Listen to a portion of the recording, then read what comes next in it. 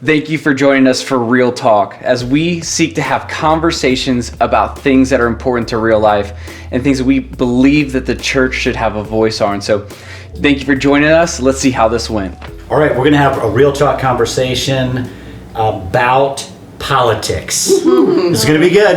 I'm already triggered. Always will. I'm already triggered. You're triggered. Yeah, that's what we've been talking about, triggered, and the things that trigger us. And so on politics, on Sunday, we talked about politics and how we as believers and in churches should respond in a political climate in the day we live. We got the presidential election that's already beginning, those things, the talks, the debates. But we have an obligation that we understand to God and that we would represent Him well. Yeah. And so it doesn't mean we won't have opinions. Yeah. It's just how do we represent Him well? And I think the panel on Sunday did an amazing job. What'd you guys think? They did. Yeah, good job. Thank Good you. job. Thank you. Crushed it. Yeah. It was Awesome. fantastic. It's good, very insightful. Yeah, very insightful. Yeah. All right, so let's just kind of begin this right from the beginning and dive into what gets you triggered about politics. Oh my goodness. Oh, it doesn't. Right, what doesn't get you triggered? I know. Yes. This doesn't answer your question at all, but I feel like during sorry, not sorry, but during like this voting season, I pretty much stay off social media. Oh, Like, yeah. I just can't. Yeah. You know, I don't know.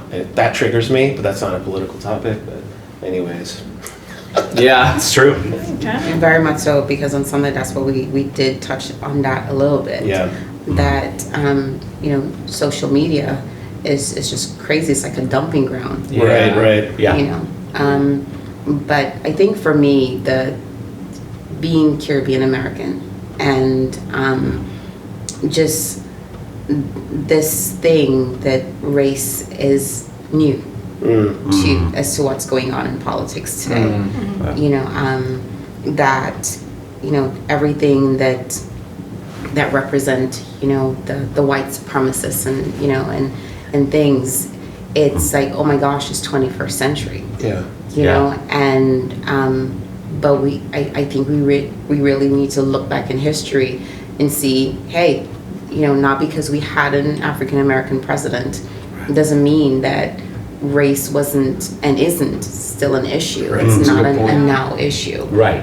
So I think for me that's what really gets me triggered. That the race card right now as to that it's oh my goodness, how can we be doing the things that we're doing when it's just being exposed even more now, Sure.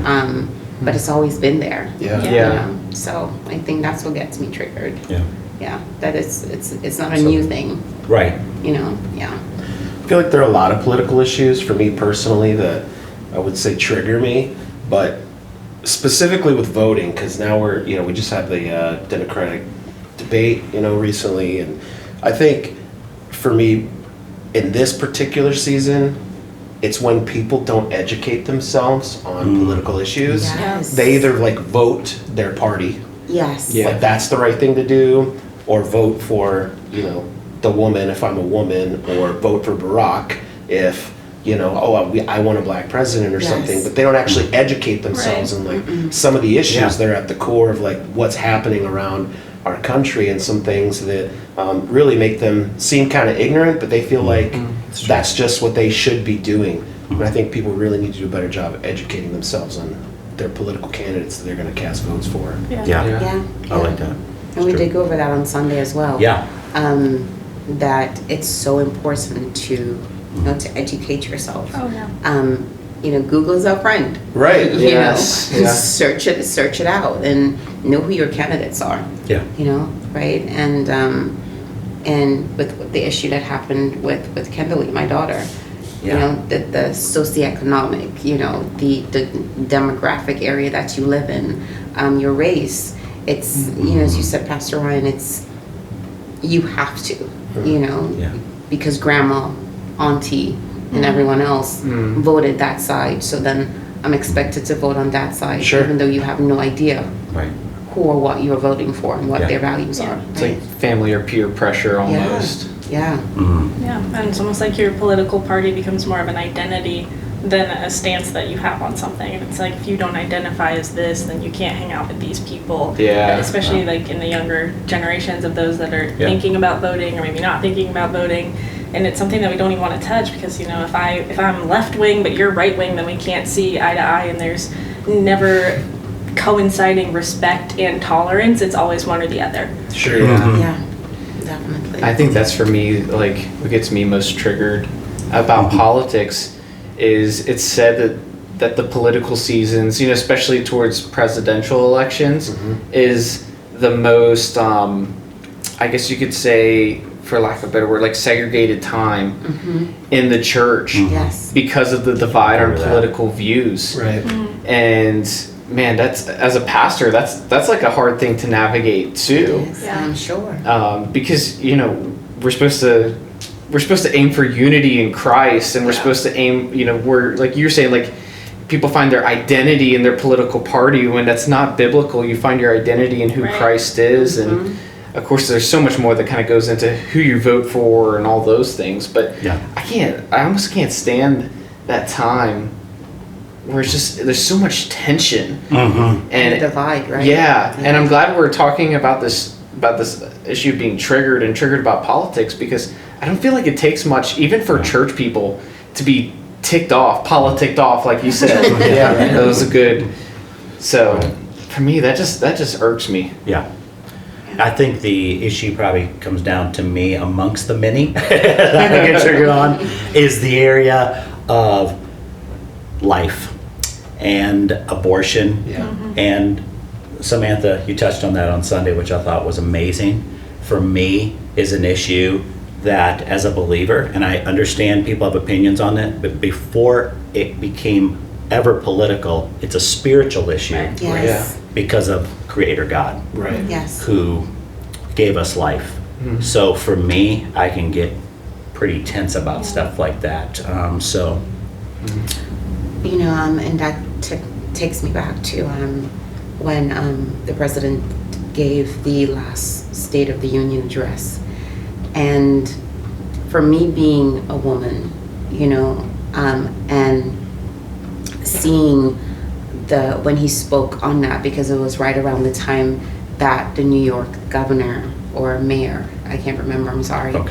who passed yeah. yes, It's the late term. the late term, term, yeah. you know, the late term abortion, and to see that the pushback, you know, by the women in the Senate that came through in that State of the Union address. Yeah. And as you said, Pastor John, I was appalled when I saw that this word choice has become so powerful in our, you know, society as young women, and even middle-aged women, that, you know, oh, this is my choice. Right. You know, it's become very powerful and very misconstrued, especially in the area when it comes to abortion. Definitely.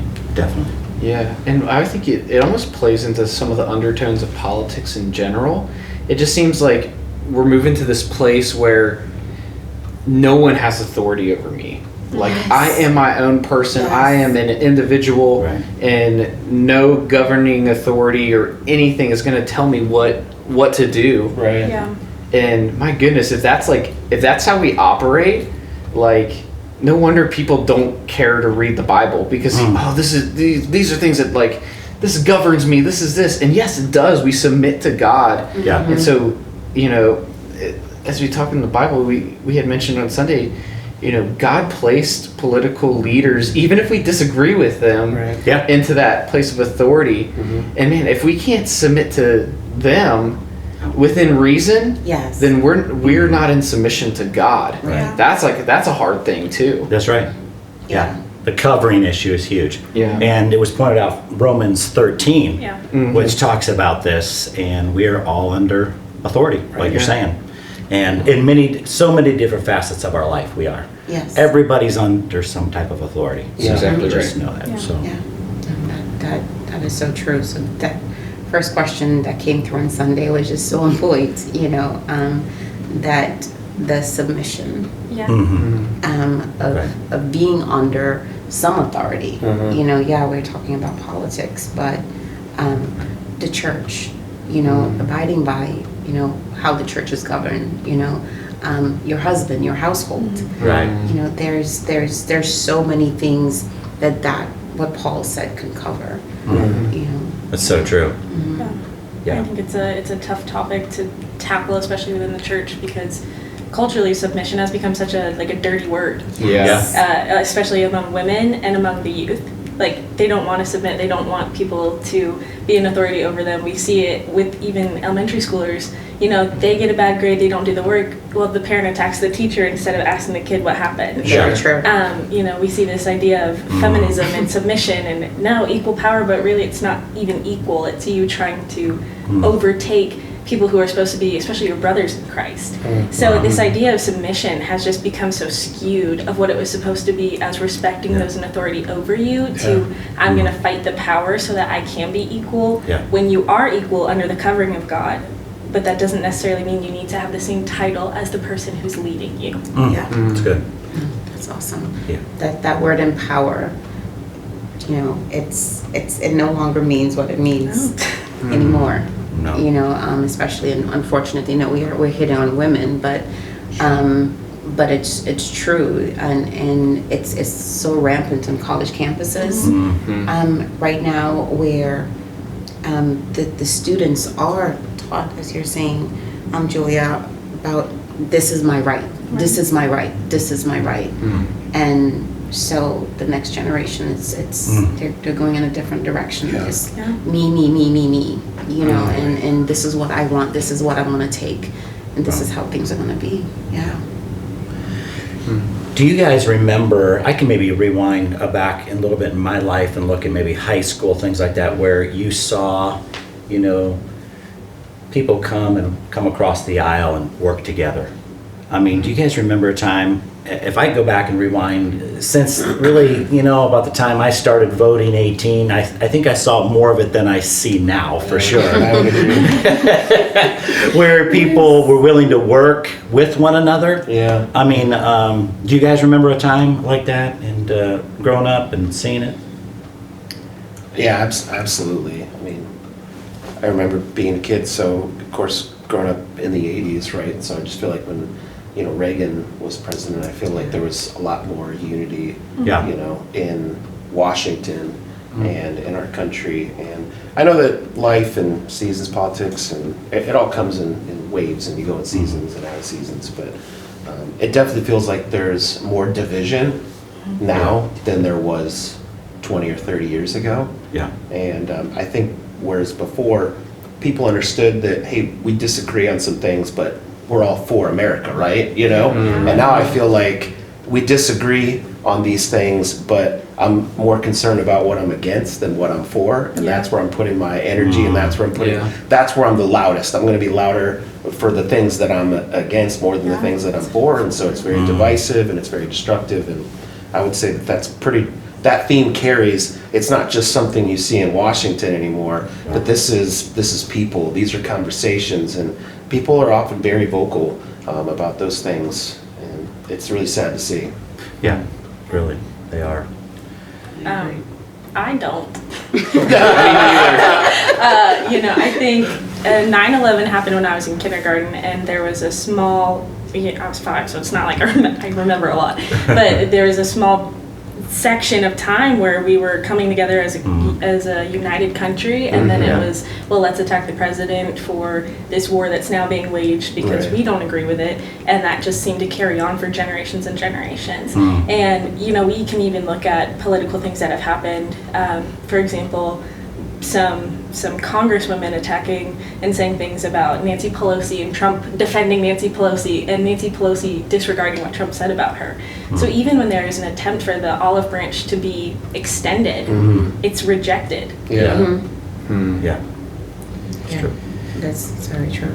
Yeah. Well, no, I wonder if maybe you could test it, Sam, because I had recently listened to a podcast, and it was of a pastor who's in DC, and they were asked this very question. this, is it really like a madhouse zoo down there? And the response that this pastor, what she gave, she said, no, like, I don't see it as much. She had spent some time on Capitol Hill, and I think she said at this point in time in 2019, it had been about 6 years since she was separated from being on on Capitol Hill and some of that, but she was like, it basically the media and this revolution of needing to generate marketing dollars and all this other stuff and get more viewers or whatever else to continue to sustain their news channel. They are basically sensationalizing all these stories and kind of making it up to be something much more than what it actually is. And so they're saying there is more of it. You just don't ever hear about it because they're going to tell the sensational story and twist it and make it into kind of like a clickbaity kind of news line that's going to catch your attention and keep your television on or keep you purchasing the paper. It was interesting that you used the word sensationalism or sensationalizing, I think is what you said. Yeah. Watching that debate last week, it felt like it was like entertainment, almost like it was a reality show, and not like we're actually talking about issues that matter. Even just with some of these like pot shots, these low blows, and like I'm going to attack this candidate for this and that rather than actually talk about an issue that matters. I don't know. That's like that sensationalism. It's like, hey, let's make this about this, and we're not even going to address the things that matter, Yeah, welcome to the Kardashian show. Yeah, seriously though, I honestly felt like I was watching reality TV a couple of times. Because are these really like our presidential candidates? And I don't care that it was the Democratic debate. Like, again, like I feel like it's not about party, it's not political affiliation, but it's about finding the right candidate. So, but that was kind of like, if that had been Republicans, it would have been the same thing for me. Kind of a joke almost. Right. I agree with that. I think that's where our system has gone towards. So there's a particular person that I know who worked for President Trump, and so the media just attempted to let this person look, again, divisive and rude and obnoxious. And but that person is so not that. So you're so right as to how the media portrays people for ratings. Right. And for so many different things, and even having a conversation with that individual, they were saying, the president isn't, of course we don't know him, but he was saying the president isn't, he's a family man, he loves his children, so he was saying how difficult it is for what the media does to do things to people who are in politics. And it's not easy. There's a lot of things that have shifted, a lot of things that have changed, the intolerant conversations and everything. But my daughter and I, we were looking up which one is the most trustworthy news station. Sure. Right. Which one is that? Actually, the one that is most trustworthy is CBN, and BBC. None of them is here. Yeah, right. So we need to look at Yay, America! They have the unbiased view. I think you're 100% right, though. The media, whether we're willing to admit it or not, is extremely skewed. And it extremely skews now the developing political views of the younger generation. And it just builds the hatred of the older generation. And the media does a terrible job at asking the right questions. And they do a great job at letting things slide. And I think they're really just doing Americans in general disjustice of what they're supposed to be doing as informants of us to what's happening, to where they are, keeping up with President Trump. What will he do next? Instead of building a community of honor or a community of reality, instead of facade or whatever's happening. Yeah. So like, you mentioned generations, Julia, Samantha, you're talking about like media and drama, right? So this gets me triggered. Because we live in a day where like drama is like its own drug. It's, Right. you know what I'm saying? And so people really thrive on that, whether that's on social media or in the news, or it's on YouTube videos, or it's popping up all over our, notifications and such. But something that triggers me is how often people will be quick to judge based off of something they really don't have any idea about. Yeah. So like, I got this notification, therefore this is a fact. Yes. Yep. Because this is on my phone, Yep. Yes. so this is truth. And then they're quick to judge, or they're so eager to talk bad or talk down about like a president or someone that's in a political office, Right. and they have spent no time praying for that individual. Right. And like we have this biblical mandate to pray for those that are in authority over us, and that really bothers me. I feel like if you're going to spend more time speaking at and speaking down and speaking about people than you are about praying for them, Yep. Right. you're doing yourself a disservice, and you're not honoring God. Right. You're really not. You're not, and it goes really far because people have become so angry and so irate. Like this person I was telling you that I was speaking of, their house got put on the market by someone who doesn't like our current sitting president. So here's this person, 2 children, family, and your house gets put on the market by someone who dislikes you, and you have no idea, but very slandering. If you are a black person hater, if you are a Trump defender, this is the description, then this house is you. You should purchase this house. So you're so, you're right on mark, Pastor Ryan, that's truly what's going on. And even to add to this, the media part is I was speaking with someone about, who was talking to a newspaper editor, and they were reading a newspaper and asked the editor, oh, this is really good, so clearly asked him how much of this is truth. And the person said, we don't write truth. It doesn't sell. Yeah. That's powerful. They just want to tell stories. Yes, Right. and it's a newspaper that's right popular in our area. Yeah, Wow. and I think we've got to be careful what we're drawn into, Yes. like we're Yes. saying. We got to be Yes. careful, like we're saying. There's so many different voices, and as believers, we should have our ears open to what God is saying, the Word. Right. We can disagree, like you said, and still love each other. Yeah. But we don't see a lot of that. But we got to be careful what we're drawn into.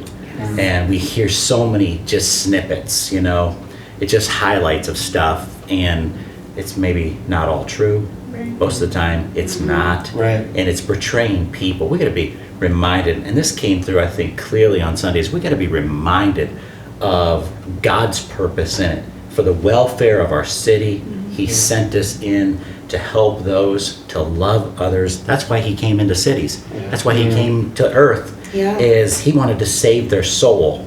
He cared about people. He loves people. That should be our heart as well. Yeah. Rather than tearing each other down.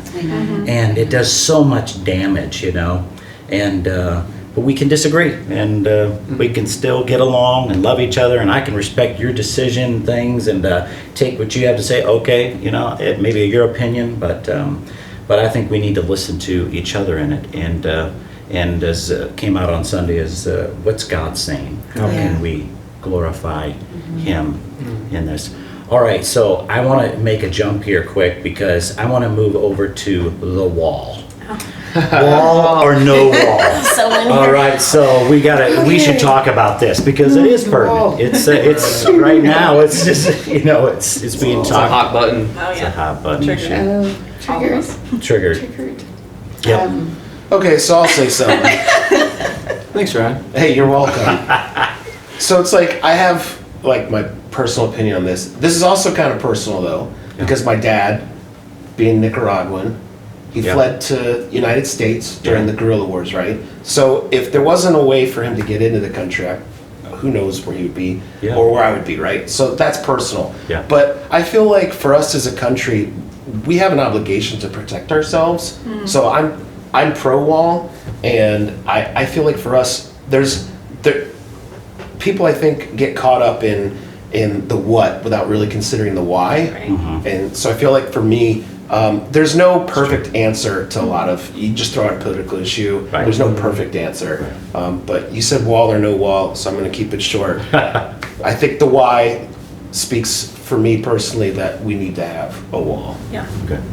Yeah, my husband and I were having a conversation, and he was saying why, if we go to all the politicians' homes, is it open, or is there a wall? Mm-hmm. Is there something that is protecting Yeah. them from the outside? Gated community. Yeah. Gated community, you know, buttons to get into their homes. And I believe I can, you know, as you, I can speak of liberty with this because I was born in the Caribbean. You know, my mom left when I was 4 years old. And I had to wait and do it the right way, you know, to get my green card, and then became a citizen. And now, you know, I'm blessed to have children who are citizens of the United States. Yeah. But on the other spectrum of things, the reality of what a lot of people don't see, the reality of me seeing a student getting killed because she was affiliated with the gang. Oh. You know, 16 years old, T.C. Williams High School.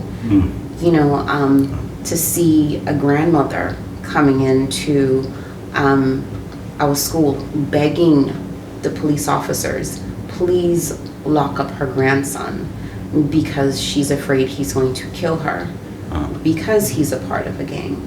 You know, and it's not just that side. Of course, we're talking about that side of the wall, but I believe, again, educating ourselves. And not everyone, you know, Caribbean, you know, Ethiopian, Haitian, Mexican, you know, we're not saying that these are bad people. Of course not. We're saying, okay, isn't there something that we need to do to make this right? Right. Sure. Make good. it, how's, you know, create things, the reform to make it right. Right. You know, and that's like my aunt, they just got their green card, you know, and waited 10 years. Wow. Waited 10 years, Yeah. you know? So when you look at it from that perspective, as you said, yeah, who knows where I would have been, you know, if my mom didn't, you know, come here, and now I have children who are getting the rewards Right. of being a U.S. citizen. Right. But Wow. we waited and we did it the right way. Right. So, right? So Yeah. there's Yeah. reform. That's Yeah. I think Yeah. it's good. It's necessary. Yeah. Yeah. I agree. And I think it's such a disservice now to the people like your family and the families that did it the right way. The bottom line is things are happening, and this conversation is happening because there is a problem with the way that we're doing things. So, you know, someone can apply for asylum in the United States, get their court date for 3 years later, and then by then they disappeared. And that's just not right. Right. And America's often seen as the bad guy because we Sure. want to build a wall, but the fact of the matter is Europe, Canada, they don't really want illegal immigrants either. So it's not this new idea. It's just, it's easy to pit the bullying on us when you don't agree with us or you don't like us. But there's higher crime rates. Yeah. There's higher rape rates. There's higher murder rates. There's these things, and people look at ICE and they look at the police and they just instantly discriminate against them because it's easy to advocate for the kids in cages without understanding the actual story of what's happening. Yeah. And Yeah. most of those kids don't even know the adults that brought them over the border. Right. Sure. Very true. It's another You know. sensationalism that Yeah. Right. has been made in the Yes. news. And these kids being separated, again, didn't just start now.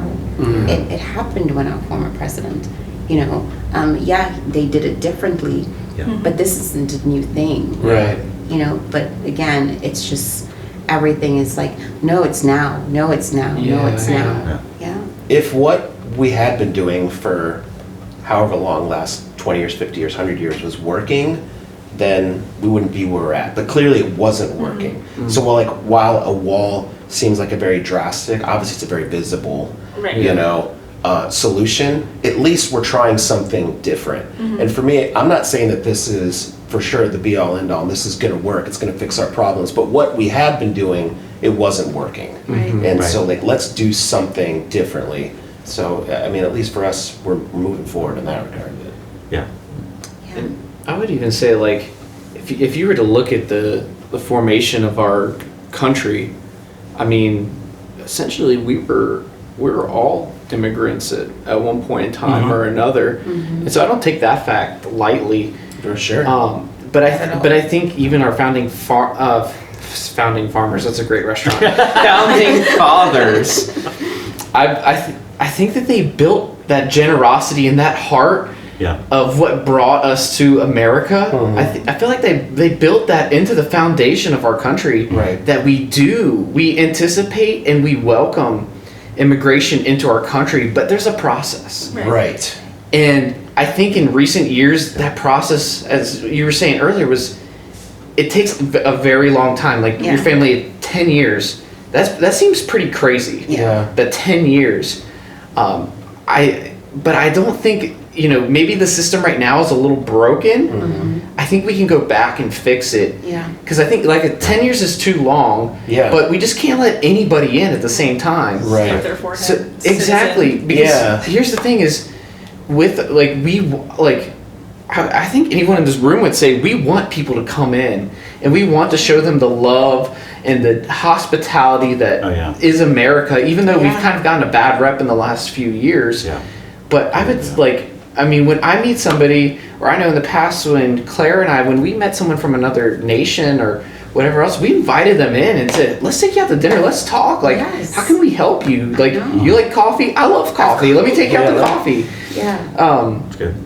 But just, Yeah. man, I think we're in that time where we do need a reform, but I don't think that it's just, hey, let's just leave it wide open. Yeah. Because no other country's doing that. Right. Yeah, you look at those original immigrants, like you said, years back, Ryan, you and I went to Ellis Island. We Right. looked at that. There was a way that they did it that was organized, Very was organized, proper, and right. right. They cataloged it, but made sure they came in the right way. Right. And that works. Yeah. There's a beautiful process to that. But yeah, we want people to come and say, hey, America, we have freedoms. Yeah. Right. Yes. We are so Beautiful. thankful for our freedoms, Yeah. and we want other people to be a part of that as well, that want to be here for the right reasons Exactly. as well. So, Definitely.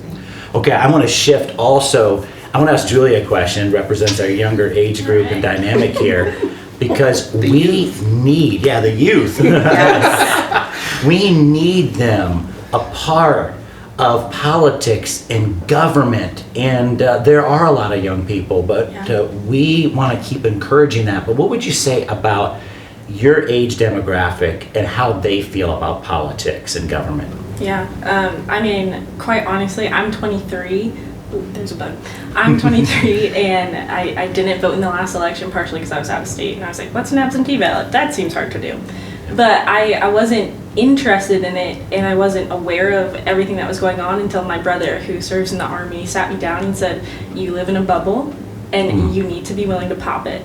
He gave me podcast recommendations. He's like, you need to watch the news every day. You need to be aware of what's happening in your country, especially if you want to reach the people that are around you. And it wasn't until I was willing to sit and listen to what I need to be aware of that I really, my heart started to break for what's happening. And I think our generation is so either so apathetic or so radical that we do get a bad rep. And it's like, well, the young people are just marching and yelling and doing all this stuff, or the young people don't care. Yeah. And the bottom line is, this country is now ours. It's not the 60-year-olds, it's not the 50-year-olds that are going to be changing it. It's us. It's the 18 to 30-year-olds that are going to be changing the face of America.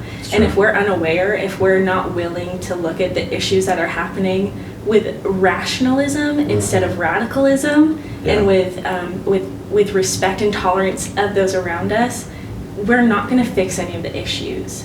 But there has to be a willingness and there has to be a desire to sit down with people who are different than us and say, okay, well, what do you think? Well, how do you think we can solve this issue? But until we cultivate that heart, especially in my generation, nothing's going to change. So true. That's really good, Julia. It really is. Of course, 2 years ago we had the when that issue happened in Florida, the shooting happened in Florida. My husband and I were just miles away from that. It was Valentine's Day, and that was so hard for our young people. And then you had the 7, who went out and did the DC, the march on DC, and we took our kids, just so they can see, what's going on, and why is it important? Because they were in high school, and Samuel was in elementary school, and it was one of the elementary school students in in our area that started and was a part of all that.